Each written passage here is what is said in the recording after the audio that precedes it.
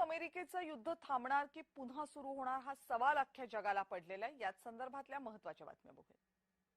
काल काही युरोपियन युनियनच्या डिप्लोमॅट्सनी असं सांगितलं की असं वाटतं की America will go for headline grabbing वेग अँबिग्युअस डील. म्हणजे की त्या डीलमध्ये काही तथ्य नसेल. जसं जसं की नॉर्थ कोरियासोबत डोनाल्ड ट्रम्प यांचे सिंगापूरमध्ये टॉक झाले होते, तसंच काहीतरी म्हणजे युरोपियन युनियनच्या काही डिप्लोमॅट्सला अशी भीती आहे की rather than solving the Iran problem, Iran nuclear issue, it will entrench the problem.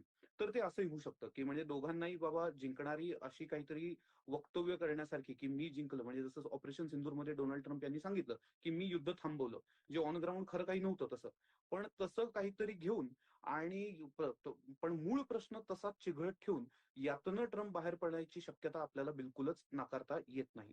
परंतु आपण काही रेड लाईन्स आपण जशा सांगितल्या की म्हणजे न्यूक्लिअर स्टॉकपाईल, बॅलिस्टिक मिसाईल्स आणि ऍक्सिस ऑफ रेझिस्टन्स, म्हणजे की इराणचे जे नॉन स्टेट ऍक्टर्सला जे सपोर्ट आहे त्याच्यामध्ये मात्र अमेरिका कॉम्प्रोमाइज करू शकत नाही, कारण की रिपब्लिकन हॉक्स आहेत, त्यासोबत इस्रायल लॉबीचं प्रेशर आहे.